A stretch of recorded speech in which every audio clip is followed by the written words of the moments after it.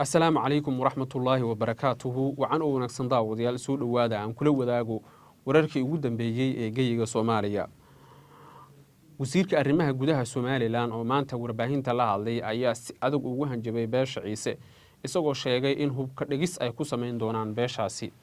wasiir Sandheere oo ka hadlayay qodobo waaweyn oo masiirka iyo mustaqbalka beelaha Ciise iyo Samaroon taabanaya ayaa si adag wuxuu uga hadlay arinta ka taagan xuduudda Soomaaliland iyo Itoobiya ee u dhaxaysa Ciise iyo Samaroon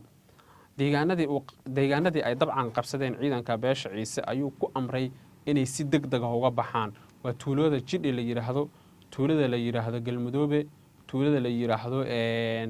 Dixda Sheekh Awaare dhammaan deegaanadaasi waxa qabsaday ciidanka beesha Ciise wasiirka arrimaha gudaha Soomaaliland shirkiisa jaraa'id sidoo kale wuxuu ku sheegay in haba yaraatee aysan aqbali doonin qulqulatooyinka hubka ee ka soo tallaabaya dhinaca Itoobiya isla markaana soo galaya Soomaaliland isagoo carabka ku dhuftay inay tallaabo ka qaadi doonaan cid walba oo lagu helo in ay ku lug leedahay ficilada falfoosha xun ee markaasi ka dhanka ah qarannimada Soomaaliland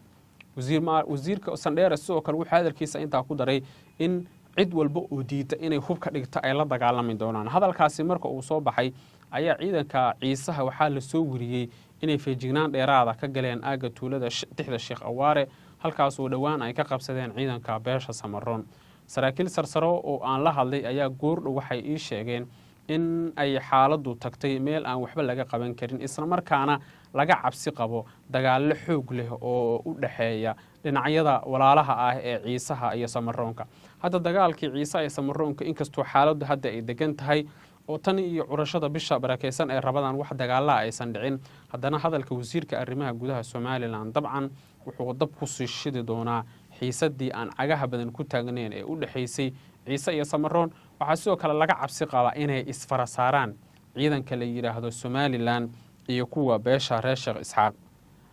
militariga Soomaaliland oo hogaaminayo Nimcaan Gaxnuug ayaa sidoo kale la soo warinaya in lagu amray inay hubka dhigis kooban ku sameeyaan beelaha walaalaha ah ee Ciise iyo Samaroon kuwaas oo la soo warinayo inay xaaladooda hadda marayso meel aad u adag saraakiisha aan la hadalnay waxay sidoo kale tilmaameen in bishii la soo dhaafay 3 jeer oo kamida isku dhacyo ciidan oo dhexmari lahaa Ciise iyo Samaroonka ay baajiyeen beesha reer Sheekh Isxaaq ama ciidanka Soomaaliland kuwaas oo la sheegay in intooda badan ay xaaladda qawoojiyeen isla markaana ay ka hortageen markaad eegtid xiisadda u dhaxaysa beelaha muddo ayay soo jiitamaysay dadka arrimahan la socdana waxay leeyihiin waa in la gaaro heshiis dhab ah oo lagu soo afjarayo xiisadda yacni waa in la soo gabagabeeyo wax walba oo ku saabsan xiisada halka ka taagan iyo in si degdeg ah xal looga gaaro qodobada la isku hayo oo ay dad badan aaminsan yihiin in xal waara laga gaari karo si xiisadda loo qaboojiyo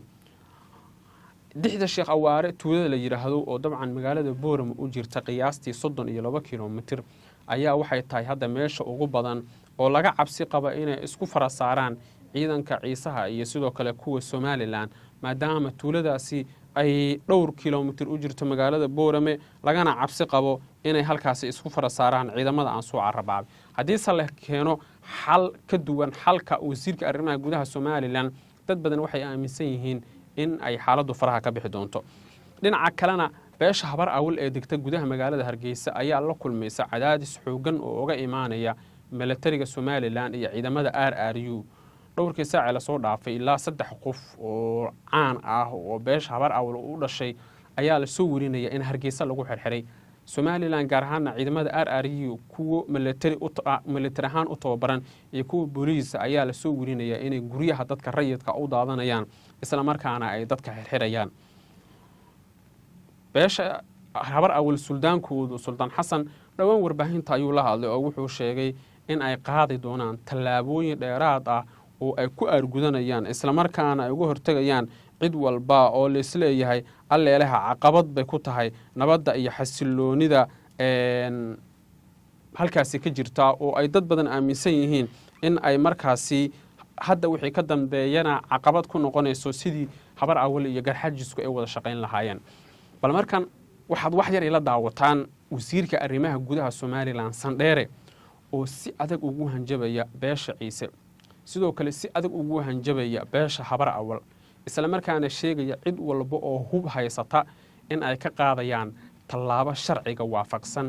oo ay tiirka la tiigsan doonaan ama sharciga la tiigsan doonaan cid walba oo hub sharci darraa soo gelisa deegaanada Somaliland hadalka wasiirka waxa yar la daawada doonaya maanta inaan warbixinada ka siiyo maalmahan ugu dambeeyay sida idin warbaahinta ku arkayseen waxa jira dad la xirxiray intaanan guda gelin waddankan 4 sannadood ayaa ka soo wareegtay markii uu xornimadiisa ku dhawaaqay tacab badan baa loo soo galay dhabar adeeg badan baa loo soo galay waddankan waxa soo maray madax badan oo soo hogaamisay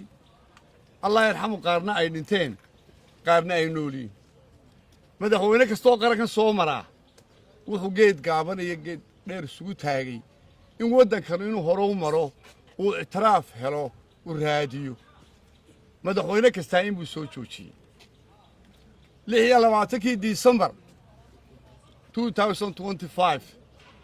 sanadkii ina dhaafay madaxweynaha qaranka Jamhuuriyadda Somaliland 26 December wuxuu ku guuleystay markii ugu horeysay in waddankeenu ictiraaf helo uu noqdo mid caalamka ka mid ah ictiraafka markaynu helay waxaynu noqonnay dad ka tirsan oo miiska adduunyada ka mid ah oo lagu hadal hayo waqtiga madaxweynuhu wuxuu ka qayb galay shirar caalami ah oo 2 jeer wuxuu tagay waddanka Imaaraadka fursadii uu helay uu kaga dhaadhicinayay Somaliland marka la tiriyay dadkii daawaday 60 milyan oo caalamka tiradoodu gaadhayso ayay ahaayeen wuxuu ka qayb galay shirkii weynaa ee dhawaan caalamku oo lagu marti qaaday oo codka Somaliland laga dhageystay ka dhacay waddanka Switzerland iyadoo waxaa soo horumari jiraan markaynu ictiraafka helay waxaanu yeelanay cadow badan oo dawladda waaweyn oo ka gadooday ictiraafka ay raadinaysay Somaliland in ay ka hor yimaadaan xukuumadda golaha wakiiladu sharci bay ka soo saareen in ictiraafka Somaliland la isbarbar taago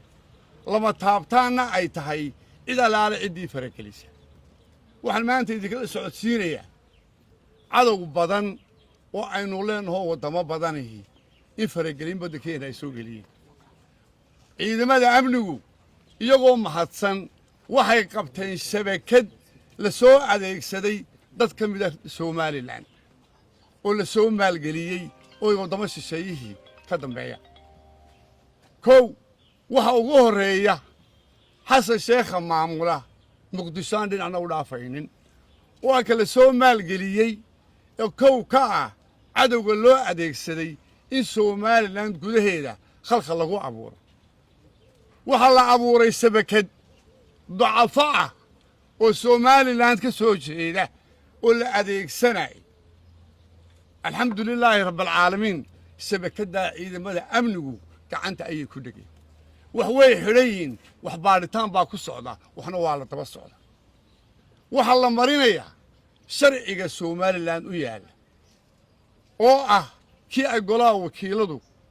baaskareeyeen golaha wasiiradu baaskareeyeen madaxweynuhu saxeexay waxaan sharci darro ah cidna lagu xukumi maayo dadka reer Somaliland waxaan leenahay waxa ammaan mudan ciidamada amniga kama nabad galaayo nin kasta oo qaranimadiisa iyo dadnimadiisa iyo caruurtiisa iyo ubadkiisa gambooyin siisanaya waxa aan leenahay waxa jira dad ku soo gabanaya ambasaad diinad ha gasado ambasaad qabiile ha gasado ambasaad mucaarid xusbi oo iska dhigayo waxa waa la socdaa loona dul qaadan maayo waxaan shacbiga iyo warbaahintiinaba ku dhiirinaya dadkaasi badna way xidhan sanadii sheegay badna baaritaan bay ku jiraan badna waa la daba socdaa shabakadaasi waa shabakad cadowgu u soo maleegay oo ay Soomaaliya ka dambayso oo ogtiin xasan sheekh oo intii Soomaaliya hadhay maamuli kari waayay inuu maanta somalilan oo hore u socotay oo ictiraafkeedu socday oo og tihiin 25 qof ee ugu horreeyey in israa'iil loo diray aqoon isweydaarsi iyo in aqoon ka soo korsadaan ka socda wasaaradda biyaha maanta iyadoo ictiraafka yaalla miiska somalilan gorgortan laga geli maayo qofna laga bari maayo sharcigaa la waafajinaya inuu noqdo oo lagu ilaaliyo waa wax xukuumad loo doortay qarannimada Soomaaliya waa laba taabtaan ictiraafkuna waa laba taabtaan waxa kale hadday dhaliil tahay hadday cabaarayntii oo isla naqaana wax dhibaato ma laha marka waxaan leenahay shacbiga Soomaaliland iyo warbaahinta si dhow baanu idin socodsiinaynaa xaaladda amniga halka ay marinay markii la soo gaarsiiyaan lama amniga gacanta ku haya wassalaamu calaykum warahmatullahi wabarakatuh maxamed wardi iyo badri warbaahinta qaranka Soomaaliland hargeysa